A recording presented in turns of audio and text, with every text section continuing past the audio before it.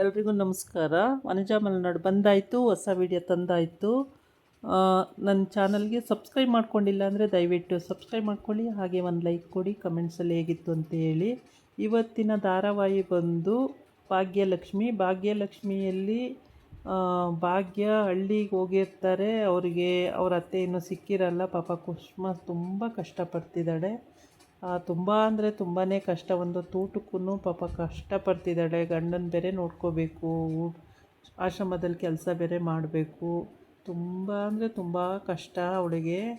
ಆ ಕಷ್ಟದಲ್ಲೂ ಕೂಡ ಅವಳು ಏನು ಮಾಡಬೇಕು ಅಂತ ತೋಚ್ತಾ ಇಲ್ಲ. ಗಂಡನಿಗೆ ಇಡ್ಲಿ ಸಾಂಬಾರು ಕಟ್ಕೊಂಡು ಆಶ್ರಮದಿಂದ ಬಾಕ್ಸಿಗೆ ಹಾಕ್ಕೊಂಡು ತಗೊಂಡು ಬರ್ತಾ ಇರ್ತಾಳೆ. ಅವಾಗೂ ಕೂಡ ಅವಳಿಗೆ ಏನು ಮಾಡಬೇಕು ಅಂತ ತೋಚ್ತಾ ಇರಲ್ಲ. ಪಾಪ ಅವಳು ತಿಂಡಿನ ತಿಂದ್ಕೊಂಡು ಸ್ವಲ್ಪ ಬೇಗ ಬೇಗ ಎಲ್ಲ ಕೆಲಸನ ಮುಗಿಸ್ಕೊಂಡು ಕ್ಯಾರಿಯರ್ಗೆ ಹಾಕ್ಕೊಂಡು ಹಿಡ್ಕೊಂಡು ಆಚೆ ಬರ್ತಾಳೆ. ಬೇಗ ಹೋಗ್ಬಿಡೋಣ, ಯಜಮಾನ್ರಿಗೆ ತಿಂಡಿ ಕೊಟ್ಬಿಡೋಣ, ಹೇಗಿದ್ದಾರೋ ಏನೋ ಪಾಪ ಅಂದ್ಕೊಂಡು ಒಂದೇ ಉಸಿರಿಗೆ ಅಲ್ಲಿಂದ ಓಡೋಡಿ ಅಡುಗೆ ಮನೆಯಿಂದ ಬರ್ತಾ ಇರ್ತಾಳೆ. ಅದೇ ಟೈಮಿಗೆ ಕರೆಕ್ಟಾಗಿ ಓನರು ಅಲ್ಲಿಗೆ ಬಂದುಬಿಡ್ತಾರೆ. ಬಂದುಬಿಟ್ಟು ಎಲ್ಲಿಗೆ ಕ್ಯಾರಿಯರ್ ಎತ್ಕೊಂಡು ಹೋಗ್ತಾ ಇದೆಯಾ ಅಂಥೇಳಿ ಕೇಳ್ತಾರೆ. ಈ ಕಡೆ ಬಂದು ಭಾಗ್ಯ ಮತ್ತು ಆದಿ ಇಬ್ಬರೂ ಕಾರಲ್ಲಿ ಮನೆಗೆ ಬರ್ತಾರೆ. ಕಾರಲ್ಲಿ ಮನೆಗೆ ಬಂದು ಲಗೇಜ್ ತಗೊಂಡೋಗಿ ರೂಮಿಗೆ ಇಟ್ಬಿಟ್ಟು ಮತ್ತೆ ಹೊರಡೋಣ ಅಷ್ಟರೊಳಗೆ ಕನ್ನಿಕಾ ಅಡ್ಡ ಬರ್ತಾಳೆ. ಅಡ್ಡ ಬಂದ್ಬಿಟ್ಟು ಇವಳಿಗೆ ಅವಮಾನ ಮಾಡ್ತಾಳೆ. ಅವಮಾನ ಮಾಡಿದ್ರೂ ಅವಳೇನು ತಲೆ ಕೆಡಿಸ್ಕೊಳ್ಳಲ್ಲ. ಅದೇನೋ ಅವಳು ಟಾಂಗ್ ಕೊಟ್ಬಿಟ್ಟು ಅಲ್ಲಿಂದ ಹೊರಟ್ಬಿಡ್ತಾಳೆ. ಅರ್ಜೆಂಟು ಅತ್ತೆ ಮಾವನ ಹುಡುಕಬೇಕು ಅನ್ನೋದು ಇಂಟೆನ್ಷನ್ ಮಾತ್ರ ಅವಳಲ್ಲಿರುತ್ತೆ. ಹಾಗಾಗಿ ಆಮೇಲೆ ಅಲ್ಲಿಂದ ಹೊರಟು ಅವರು ಕಾರಲ್ಲಿ ಹೋಗ್ತಾ ಇರ್ತಾರೆ. ಆವಾಗ ಎಲ್ಲಿಗೆ ಹೋಗ್ಬಿಟ್ರು ಅತ್ತೆ ಮಾವ, ನಮಗೇನು ಹೇಳ್ದೇ ಹೋಗ್ಬಿಟ್ರಲ್ಲ, ಯಾಕೆ ಹಿಂಗೆ ಮಾಡಿದ್ರು ಅಂತ ಇವಳು ಅಂದ್ಕೊಳ್ತಾ ಇರ್ತಾಳೆ. ಮತ್ತು ಈ ಕಡೆ ಬಂದಾಗ ಇವಳು ಕುಸುಮ ಕ್ಯಾರಿಯರ್ ಇಟ್ಕೊಂಡು ಆಚೆ ಓಡೋಡಿ ಬಂದು ಹೋಗೋಣ ಅಂತ ಬೇಗ ಬೇಗ ಬರ್ತಾ ಇರ್ತಾಳೆ. ಬರೋ ಟೈಮಿಗೆ ಕರೆಕ್ಟಾಗಿ ಓನರು ಅಲ್ಲಿಗೆ ಎಂಟ್ರಿ ಆಗಿಬಿಡ್ತಾರೆ. ಎಂಟ್ರಿ ಆದಾಗ ಪಾಪ ಏನು ಹೇಳಬೇಕು ಅಂತ ಗೊತ್ತಾಗ ಗಾಬರಿ ಆಗಿಬಿಡ್ತಾಳೆ. ನನಗೆ ಊಟ ಬೇಕೇ ಬೇಕು, ಇದು ಅವಶ್ಯಕತೆ ಇದೆ, ಈ ಊಟದಿಂದ ಒಬ್ಬರಿಗೆ ಬೇಕಾಗಿದೆ ಅಂತ ಹೇಳ್ತಾಳೆ. ಅದಕ್ಕೆ ಆ ಆಶ್ರಮ ಓನರು, ನೀನು ತಿನ್ನೋದು ಅಲ್ಲದಲ್ಲೇ ಬೇರೆಯವ್ರಿಗೆ ಬೇರೆ ಕಟ್ಕೊಂಡು ಹೋಗ್ತಾ ಇದೆಯಾ, ಆಗೋದಿಲ್ಲ ಇದು ಅಂತ ಹೇಳ್ತಾಳೆ. ಇಲ್ಲ, ದಯವಿಟ್ಟು ಇದನ್ನು ಬೇಡ ಅನ್ಬೇಡಿ, ಇದು ತುಂಬಾ ಅವಶ್ಯಕತೆ ಇದೆ, ಈ ಊಟ ಬೇಕೇ ಬೇಕು ಅಂತೇಳಿ ಹಠ ಮಾಡುತ್ತಾಳೆ. ಪಾಪ ಅವಳೋ ಥರ ಮುಖ ಮಾಡ್ಕೊತಾಳೆ ಕುಸುಮ. ಆವಾಗ ಇವಳಿಗೆ ಹೊಟ್ಟೆ ಹೋಗುತ್ತೆ. ಆಯಿತು ತೊಗೊಂಡೋಗು ಅಂತ ಹೇಳ್ಬಿಟ್ಟು ಆ ಕಡೆ ಹೊರಟೋಗ್ತಾಳೆ. ಆವಾಗ ಅವಳು ಹೋಗುದಲ್ಲ ಅಂತ ಹೇಳ್ಬಿಟ್ಟು ಮತ್ತೆ ಅಲ್ಲಿಂದ ಆ ಕ್ಯಾರಿಯರ್ನ ಹಿಡ್ಕೊಂಡು ಹಾಸ್ಪಿಟ್ಲಿಗೆ ಓಡೋಡಿ ಬರ್ತಾಳೆ. ಓಡೋಡಿ ಬಂದು ಗಂಡನಿಗೆ ಟೇಬಲ್ ಎಳೆದು ಊಟನ ಕೊಟ್ಬಿಟ್ಟು ತಿನ್ನಿ ಅಂತ ಹೇಳ್ತಾಳೆ. ತಿನ್ನಿ ಅಂತ ಹೇಳ್ಬಿಟ್ಟು ತಿನ್ಸೋಣ ಅಂತ ತಿನ್ನಿಸ್ತಾ ಇರ್ತಾಳೆ. ಅಷ್ಟೊತ್ತಿಗೆ ನರ್ಸು ಅಲ್ಲಿಗೆ ಸಿಸ್ಟ್ರು ಬರ್ತಾಳೆ. ಸಿಸ್ಟ್ರು ಬಂದುಬಿಟ್ಟು, ಬನ್ನಿ ಮೇಡಮ್, ಇಲ್ಲಿ ನಿಮಗೆ ಮಾತಾಡಬೇಕು ನಿಮ್ಮ ಹತ್ರ ಅಂತೇಳಿ ಕರ್ಕೊಂಡು ಹೋಗ್ತಾಳೆ. ನೀವು ತಿಂತಾ ಇರಿ, ನಾನು ಬರ್ತೀನಿ ಅಂತ ಹೇಳಿಬಿಟ್ಟು ಕುಸುಮ ಆಚೆ ಬರ್ತಾಳೆ. ಆಚೆ ಬಂದಾಗ ಸಿಸ್ಟ್ರ್ ಹೇಳ್ತಾಳೆ, ಇನ್ನೆರಡು ದಿನದಲ್ಲಿ ಆಪ್ರೇಷನ್ ಆಗಲೇಬೇಕು, ಆಗಿಲ್ಲ ಅಂದರೆ ತುಂಬ ಪ್ರಾಬ್ಲಮ್ ಆಗುತ್ತೆ, ಸ್ಟೆಂಟ್ ಹಾಕಿರೋದು, ಆಪ್ರೇಷನ್ ಮಾಡಲೇಬೇಕು ಅಂತ ಹೇಳ್ತಾಳೆ. 2 ಲಕ್ಷ ರೂಪಾಯಿ ಬೇಕೇ ಬೇಕು ಅಂತ ಹೇಳ್ತಾಳೆ. ಇವಳಿಗೆ ದಿಕ್ಕೇ ತೋಚಲ್ಲ. ಪಾಪ 2 ಲಕ್ಷ ರೂಪಾಯಿ ಎಲ್ಲಿಂದ ತರೋದು, ಹೇಗೆ ಮಾಡೋದು, ಏನು ಮಾಡೋದಪ್ಪ ದೇವರೇ ಅಂತೇಳ್ಬಿಟ್ಟು ಅಲ್ಲಿ ಗಣೇಶ ಇರುತ್ತೆ ಮುಂದ್ಗಡೆ. ಗಣೇಶನಿಗೆ ಹೋಗಿ ಬೇಡ್ಕೊತಾಳೆ ಕೂತ್ಕೊಂಡು, ಏನು ಮಾಡಲಿ ನಾನು ದೇವರೇ, ಯಾವ ಕಡೆಯಿಂದನಾದರೂ 2 ಲಕ್ಷ ರೂಪಾಯಿ ಸಿಗೋ ಹಾಗೆ ಮಾಡಪ್ಪ ದೇವರೇ ಅಂತೇಳಿ ಕುಸುಮ ಬೇಡ್ಕೋತಾಳೆ. ಬೇಡ್ಕೊಂಡು ಅಲ್ಲಿಂದ ಎದ್ದೋಗಿ ಹೋಗ್ತಾಳೆ. ಅಷ್ಟೊತ್ತಿಗೆ ಈ ಕಡೆ ಇವರೆಲ್ಲ ಮನೆ ಹತ್ರ ಹುಡ್ಕೊಂಡು ಹೋಗ್ತಾರೆ. ಪೂಜಾ, ಕಿಶೋರು, ತನ್ವಿ ಎಲ್ಲರೂ ಮನೆ ಹತ್ರ ಹುಡ್ಕೊಂಡು ಹೋಗಿ ಬೆಲ್ ಮಾಡ್ತಾರೆ, ಬಾಗಿಲು ತರ್ತಾರೆ, ಫೋನ್ ಮಾಡ್ತಾರೆ. ಏನು ಮಾಡಿದ್ರು ಇಲ್ಲ, ಎಲ್ಲೋದ್ರು ಅಂತೇಳಿ ಇವರೆಲ್ಲ ಮಾತಾಡ್ತಾ ಇರ್ತಾರೆ.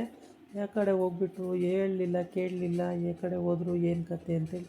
ಅಕಸ್ಮಾತ್ ತಾತಂಗೆ ಏನಾರು ಹುಷಾರಿಲ್ಲ ಅಂತೇಳಿ ಹಾಸ್ಪಿಟ್ಲಿಗೆ ಹೋಗಿರ್ಬೋದಾ ಅಂತ ತನ್ವಿ ಹೇಳ್ತಾಳೆ.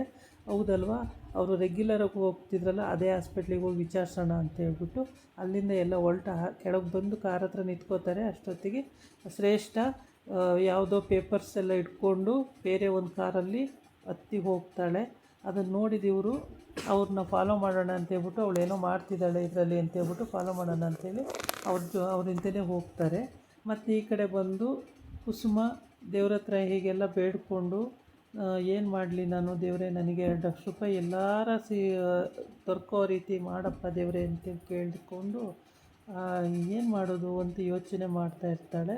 ಅಷ್ಟೊತ್ತಿಗೆ ಆದಿ ಮತ್ತು ಭಾಗ್ಯ ರಿಸೆಪ್ಷನಿಸ್ಟ್ ಹತ್ರ ವಿಚಾರಿಸ್ಕೊಂಡು ಮೇಲತ್ತು ಬರ್ತಾ ಇರ್ತಾರೆ.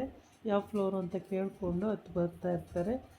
ಬಂದಾಗ ಬರ್ತಾ ಇರ್ತಾರೆ. ಆಮೇಲೆ ಇವರೆಲ್ಲ ಮತ್ತೆ JSS ಹಾಸ್ಪಿಟ್ಲಿಗೆ ಅಂತೇಳ್ಬಿಟ್ಟು ಹೊರಡ್ತಾರೆ. JSS ಹಾಸ್ಪಿಟ್ಲಿಗೆ ಹೊರಟಾಗ ಅಲ್ಲಿ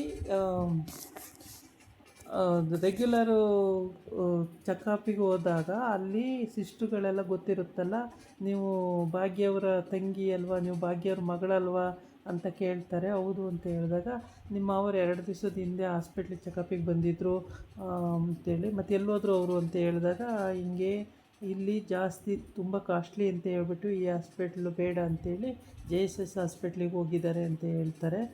ಹಂಗಾರೆ ಇನ್ಫಾರ್ಮೇಷನ್ ಕರೆಕ್ಟಾಗಿ ಸಿಗ್ತಲ್ಲ ಅಂತೇಳ್ಬಿಟ್ಟು ಅಲ್ಲೇ ಹೋಗ್ಬಿಡೋಣ ನಾವು ಅಂತೇಳಿ ಎಲ್ಲ ಹೊರಡೋಕ್ಕೆ ರೆಡಿ ಆಗ್ತಾರೆ. ಅಷ್ಟೊತ್ತಿಗೆ ಪೂಜಾ ಹೇಳ್ತಾಳೆ, ಅಕ್ಕಂಗೂ ಫೋನ್ ಮಾಡಿಬಿಡ್ತೀನಿ ಅಥವಾ ಮೆಸೇಜ್ ಹಾಕ್ತೀನಿ, ಹುಡ್ಕೋ ತಪ್ಪುತ್ತೆ, ಅವರು ಅಲ್ಲಿಗೆ ಬರಲಿ ಅಂತ ಹೇಳ್ತಾರೆ. ಆವಾಗ ಎಲ್ಲರೂ ಅಲ್ಲಿಗೆ ಹೋಗೋಕ್ಕೆ ಇವರು ರೆಡಿ ಆಗ್ತಾರೆ. ಅವರೂ ಆದಿನೂ ಮತ್ತು ಭಾಗ್ಯನೂ ಅಲ್ಲಿಗೆ ಹೋಗ್ತಾರೆ. ಹೋಗಿ ಅಷ್ಟೆಲ್ಲ ಆಗಿ ರಿಸೆಪ್ಷನ್ ಹತ್ರ ವಿಚಾರಿಸ್ಕೊಂಡು ಅವ್ರು ಮೆಟ್ಲತ್ತಿ ಹೋಗಿ ಅಲ್ಲಿ ನೋಡ್ತಾಳೆ. ಅವ್ರು ಯಾವ ಫ್ಲೋರಲ್ಲಿದ್ದಾರೆ ಅಂತಾರೆ. ಆ ಫ್ಲೋರಿಗೆ ಹೋಗಿ ನೋಡ್ತಾಳೆ. ನೋಡಿದಾಗಂತೂ ಅವಳಿಗೆ ದಿಕ್ಕೆ ತೋಚ್ದಂಗೆ ಆಗ್ಬಿಡುತ್ತೆ. ತುಂಬ ಸಂಕಟ ಆಗಿಬಿಡುತ್ತೆ. ಅವಳು ಹತ್ಕೊಂಡು ಬಂದು ಆದಿ ಹತ್ರ ಕೂತ್ಕೊಂಡು ಅಳ್ತಾಳೆ. ನಮ್ಮ ಮಾವನ ನೋಡೋಕ್ಕಾಗಲ್ಲ, ನಮ್ಮ ಮಾವಿಗೆ ಇಂಥ ಕಷ್ಟ ಅಂತ ನಂಬಕ್ಕೆ ಆಗಲ್ಲ, ಇಷ್ಟೊಂದು ಸೀರಿಯಸ್ ಆಗಿದೆ ಅಂತೇಳಿ ತುಂಬ ಬೇಜಾರು ಮಾಡ್ಕೊಳ್ತಾಳೆ. ಆಮೇಲೆ ಸುಷ್ಮನು ಕೂಡ ಇಲ್ಲಿ ದೇವ್ರ ಹತ್ರ ಕೇಳಿಕೊಂಡು ಬೇಡಿಕೊಂಡು ಹೊತ್ತು ಎಲ್ಲ ಮಾಡ್ತಾಳೆ. ಎಲ್ಲ ಮಾಡಿಕೊಂಡು ಎದ್ದು ಹೋಗಿರ್ತಾಳೆ. ಆಮೇಲೆ ಆದಿ ಮತ್ತು ಭಾಗ್ಯ ಅಲ್ಲಿ ಕೂತ್ಕೊಂಡಿದ್ದಾಗ ಒಬ್ಬರು ಸಿಸ್ಟ್ರು ಬರ್ತಾರೆ. ಸಿಸ್ಟ್ರು ಬಂದಾಗ ಸಿಸ್ಟ್ರನ್ನ ಕೇಳ್ತಾಳೆ, ನಮ್ಮ ಮಾವಂಗೆ ಏನಾಗಿದೆ ಅಂತ ಹೇಳ್ಬಿಟ್ಟು.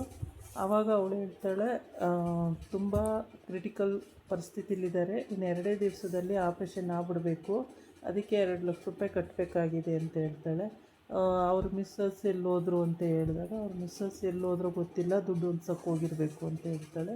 ಆಮೇಲೆ ದುಡ್ಡು ಹೊಂದಿಸ್ಬೇಕಲ್ಲ ಅಂತ ಹೇಳ್ಬಿಟ್ಟು ಒಟ್ಟು ಹೋಗಿದ್ದಾರೆ ಅಂತ ಹೇಳ್ತಾಳೆ. ಸುಷ್ಮಾ ಹಿಂದೆನೇ ನಿಂತ್ಕೊಂಡು ಹೇಳ್ಬೇಡ ಅಂತಾಳೆ. ಆವಾಗ ಕೈ ಮುಗಿದು ಕೇಳ್ಕೊತಾಳೆ ಸಿಸ್ಟ್ರಿಗೆ, ಹೇಳ್ಬೇಡ ನಾನಿರೋದನ್ನ ಅಂತೇಳಿ. ಸರಿ ಅಂತೇಳ್ಬಿಟ್ಟು ಅವ್ರು ಎಲ್ಲೋಗಿದ್ದಾರೋ ಗೊತ್ತಿಲ್ಲ, ದುಡ್ಡು ಹೊಂದ್ಸೋಕ್ಕೆ ಹೋಗಿದ್ದಾರೆ ಅಂತ ಹೇಳ್ತಾಳೆ.